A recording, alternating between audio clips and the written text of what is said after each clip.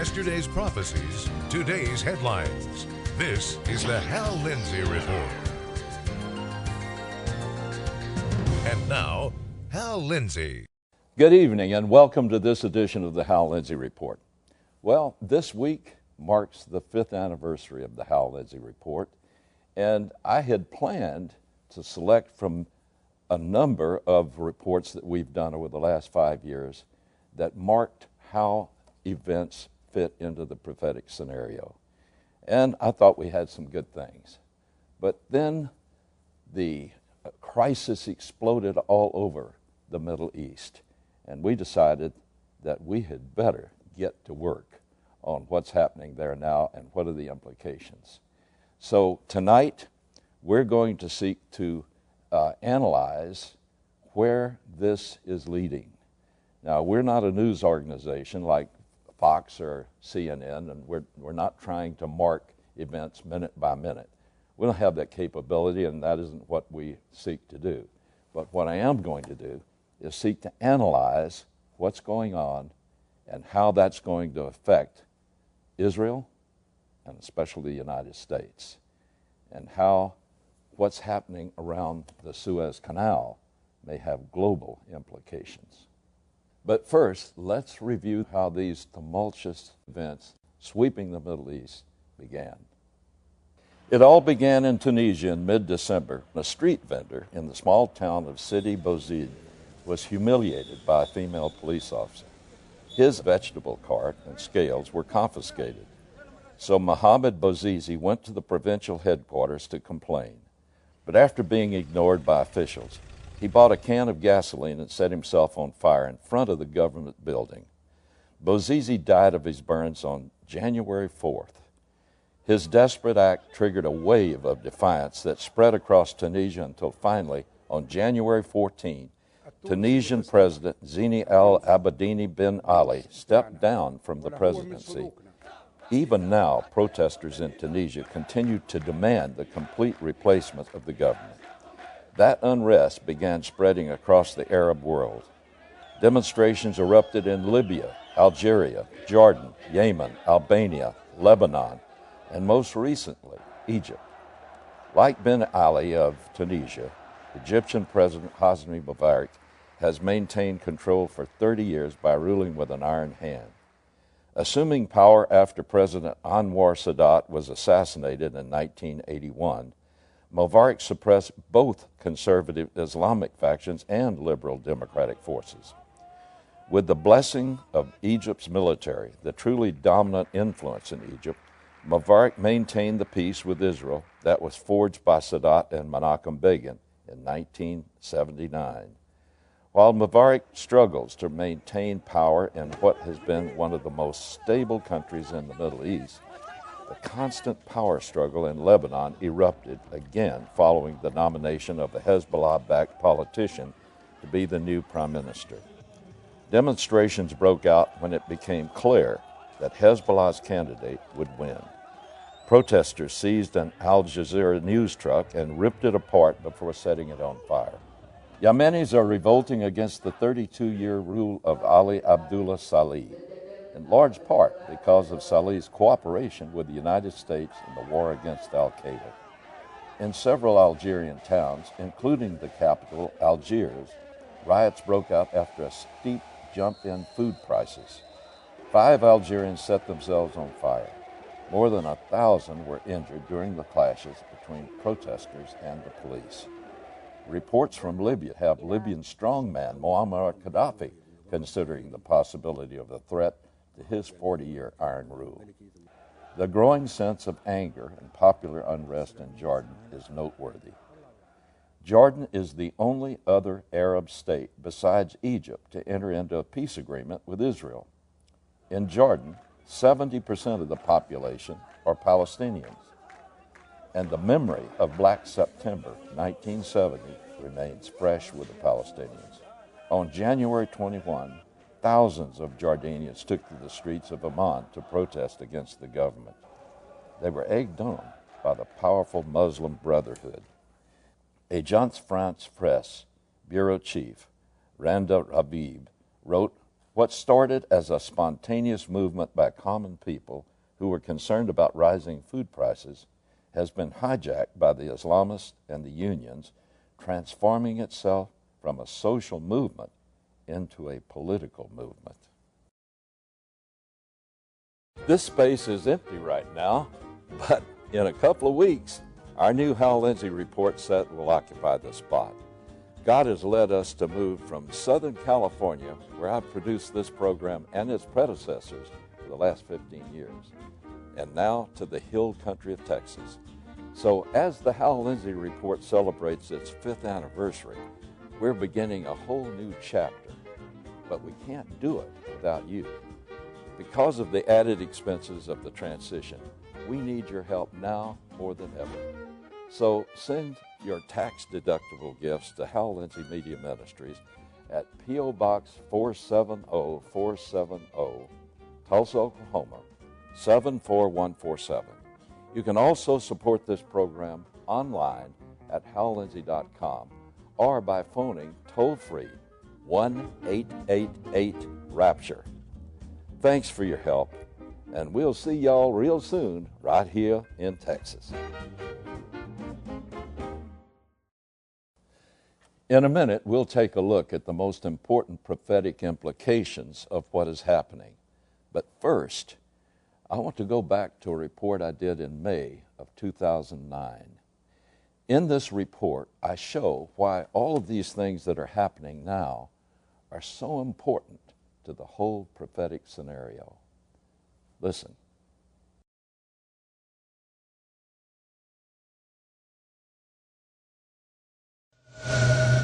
I remember watching Star Trek when it first premiered on the NBC network in 1966. Yeah, I'm a Trekkie. Beyond all the fantastic plots and grotesque characters, I was fascinated by the technology portrayed as commonplace in the future. Personal communicators that resemble flip-top phones today. Handheld pistols that could be set to stun or kill using directed energy beams. Dr. McCoy even had a wand that he could pass over a patient's body to locate and diagnose injury or disease. You know, sort of a really portable MRI or a CAT scan unit. But the simplest of all the technological marvels, and one of the coolest, were the doors on the USS Enterprise. The crew members never had to turn a knob or unlock a latch. When Captain Kirk approached a door, it simply opened for him. When he passed through it, it closed behind him. What a life of ease that suggested. But as simple as that was, it was obviously science fiction. How could that ever be commonplace reality? Fast forward a few years. I remember when larger stores started featuring doors that would open automatically. You had to enter the door by walking on a narrow rubber mat between two guardrails. You also couldn't approach it too fast because the doors swung open slowly. Fast forward again now. Today, most major stores, malls, government buildings, airports, and other public facilities have doors that automatically slide open when you approach. And when you pass, the door slides closed behind you. No more fumbling with your packages or turning around and backing through the door, pushing it open with your backside. In fact, automatic doors have become so commonplace that now we're frustrated when we enter a building that forces us to clutch a handle to open the door. I've seen people run right into a closed door when they've assumed it would open for them automatically. In fact, I've done it. In other words, Star Trek has become a reality today. The cool doors of the USS Enterprise are now so commonplace that we're upset when a business is so old-fashioned that it doesn't have them. You're probably saying to yourself about now, so what's the point, Hal? What does Star Trek have to do with prophecy? My point is this. Things that were once simply the invention of some science fiction writer are now reality. Our lives are littered with examples: self-opening doors, cell phones, handheld tasers, computers, implantable microchips, satellites, two-way television, the internet, MRIs and CAT scans, arthroscopic surgery, the GPS system, laser weaponry, the space shuttle, and the list goes on almost ad infinitum. It's exactly the same with Bible prophecy. It used to be that as each generation passed, we saw more and more prophecies brought into relief.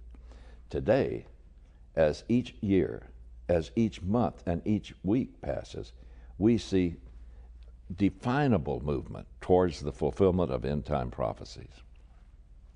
On the previous programs, I have discussed the prophecies of Daniel chapter 11 regarding the rise of the four great spheres of power that will confront each other in the battle of Armageddon in the last days.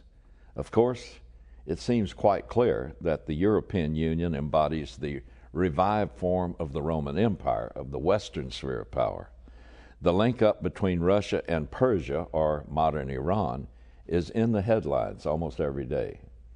But the two most obscure spheres of power, the kings of the East and the king of the South, have been harder to define, mostly because the nations that would fall into those spheres seem to have no reason to band together or act in concert. That is, until now. Now, looking at Daniel chapter 11, you know, I've read this chapter many times because it has prophecies that predicted minute pieces of history that have been fulfilled long in the past. And for instance, in Daniel chapter 11, there's a clear prophecy, and this was long before it happened, where in chapter 11, verse 6, it says, "And after some years, they will form an alliance, and the daughter of the king of the south," which at that time was Egypt, "will come to the king of the north," which at that time was Rome, "to carry out a peaceful arrangement. But she will not return her position of power, nor will he remain with his power. But she will be given up along with those who brought her in, and the one who sired her, as well as he supported her in those times." Well, you place this back. The daughter of the king of the south, Egypt, was referring to Cleopatra. And the one who came from the northern sphere of power in that era was none other than Julius Caesar. There are many incredible prophecies like that. But as I studied this, seeking to understand how Bible prophecy used the terms king of the north, king of the south, I went through several eras of history and found that, of course, as in all Bible prophecy, when it gives a direction like east, west, or so forth, it's speaking from the prophet's vantage point, being in Israel. So as I went through the many different spheres of power in different eras called the king of the south and the king of the north, it became obvious that this is a general term that is used of the strongest power block that existed in that direction from Israel. The king of the north would be whatever is the dominant power of the north at that particular time in history. In the same way, the power that was called the king of the south referred to that power that was the dominant power in the south.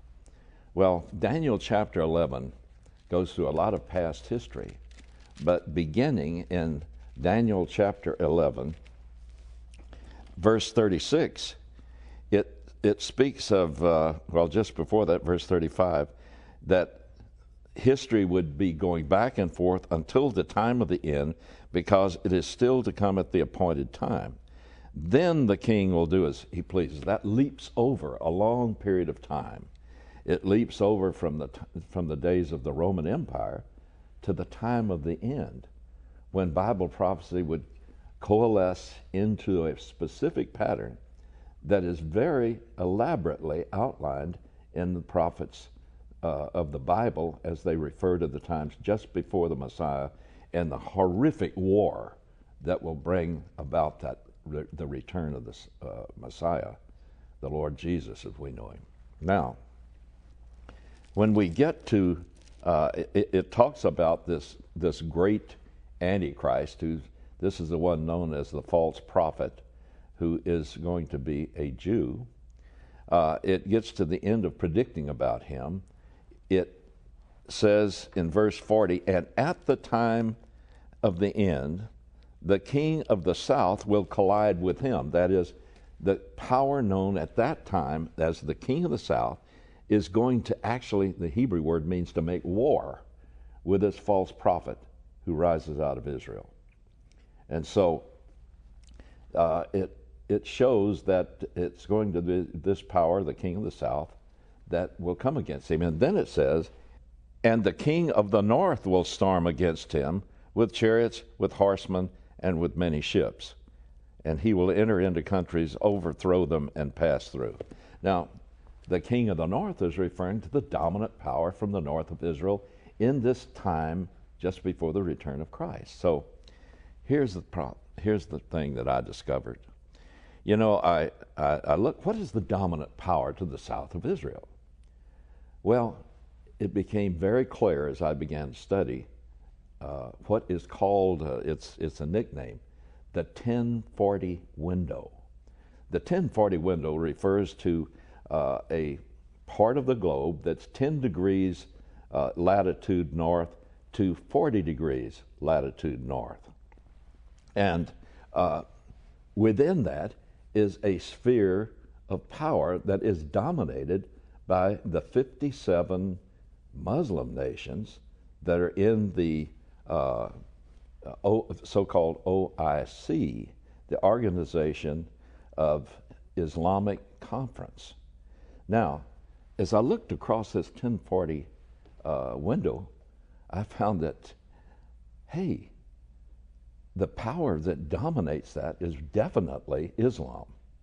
And to my amazement, Mecca is right in the center of this so-called 1040 window. And it's been made known recently by even Abdullah, the so-called moderate of Jordan. It's been made known that he has indicated that Israel's not going to have to negotiate with just the Palestinians, but with the 57 nations. Now listen, that extends all the way over to 2 nations in South America, over to Mauritania in the Atlantic side of the northern part of Africa, all of the northern part of Africa, through the Middle East, through Asia, all the way over to the Pacific, to Indonesia. And Indonesia is, guess what? The 4th most populated nation in the world, behind China, India, the United States, Indonesia. And the dominant force is Islam. I believe they are the king of the south. The king of the north, definitely identified for us in Ezekiel chapters 38 and 39, because there the king of the north is that power that is to the extreme north of Israel, which can only be Russia. They're identified in many other ways, conclusively as being Russia. Now, I believe that we are about to see the final alignment of these 4 spheres of power that I've talked about so many times before. The kings of the East, Asia, led by China, and probably will be aligned with India later. The king of the West, which is the revival of the Roman Empire. The king of the South, the 1040 window of all of the Muslim nations in that latitude across the equator. And now, the king of the North. Folks, we're seeing all of this fit together just as it was predicted. And it's now being defined in clear detail.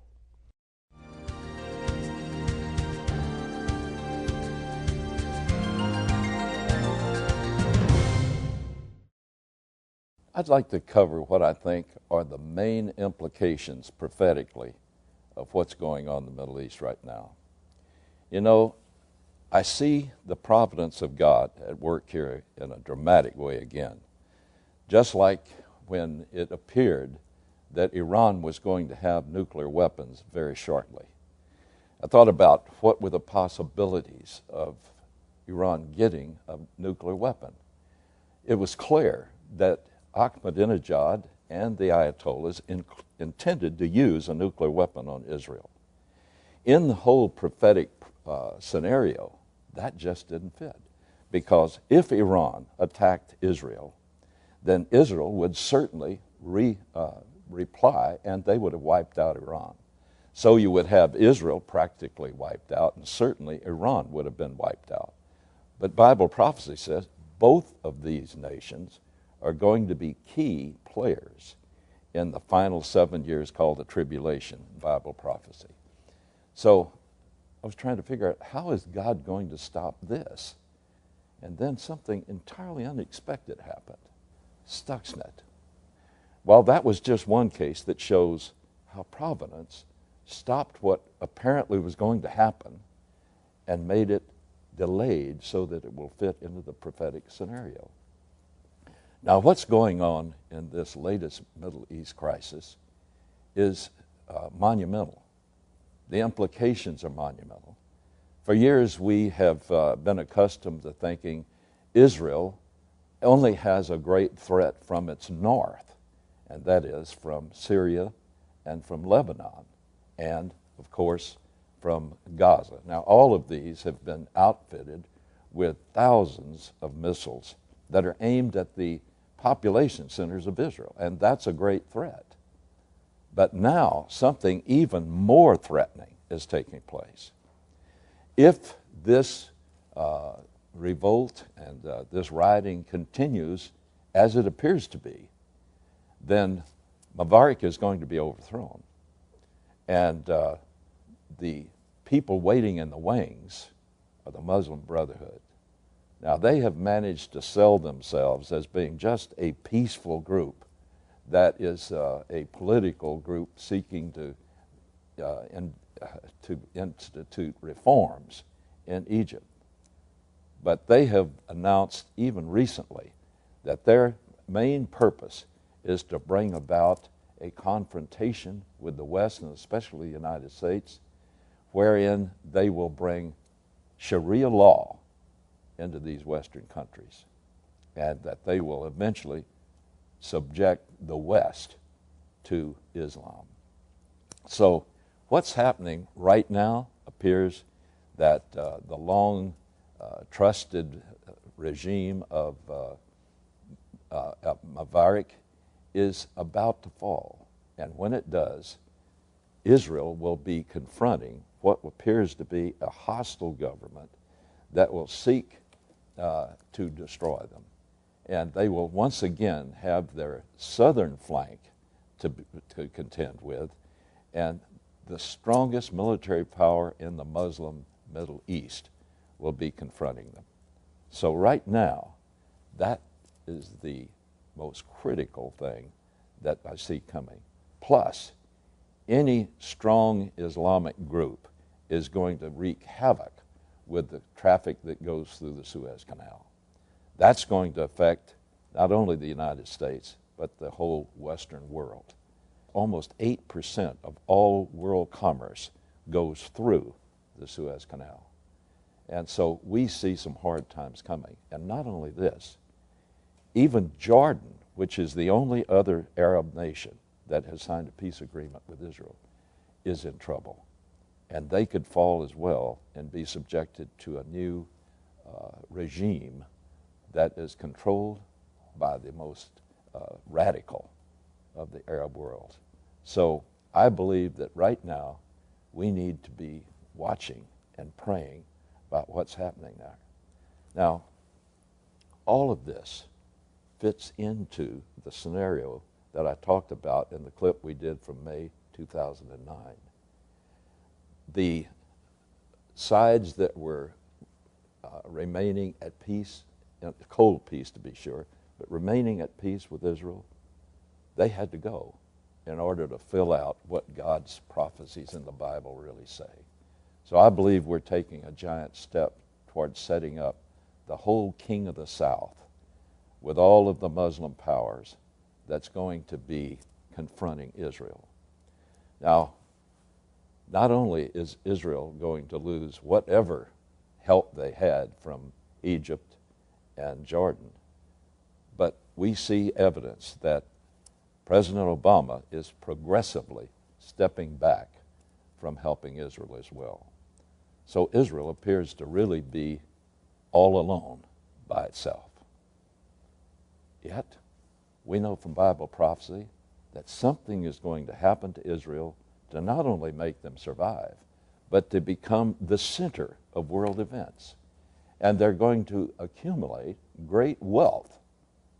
There's only one thing I can think of that would bring them, and of course I can't say I know everything because my human intelligence is limited, but it seems that the only thing that would give them the kind of political power and the kind of help they need from the world that would want to take their oil and gas is to discover a great find of oil and gas.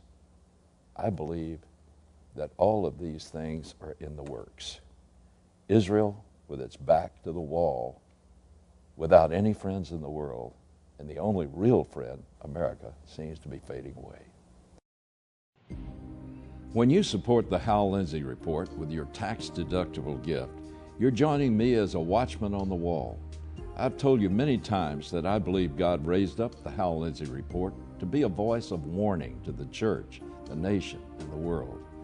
I've also told you that I can't do this job alone. I need your help. I need your prayer support and your financial support. And praise God, I've received both in generous supply in the past. But we can't stop now. Please stand beside me on the wall as we proclaim the good news of Jesus Christ and warn the world that He's coming soon.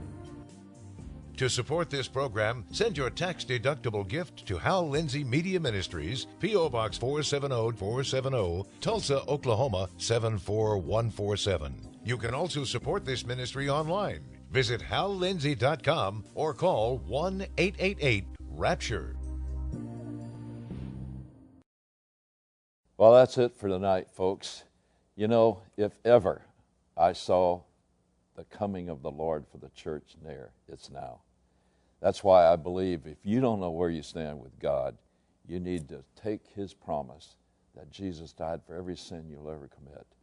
And He offers you a free gift of salvation if you will just acknowledge Him and tell Him that you have sinned and you claim the gift of pardon that Jesus purchased for you by dying in your place. Do that tonight. Receive Christ and His pardon. Well, that's it. God willing, I'll see you next week.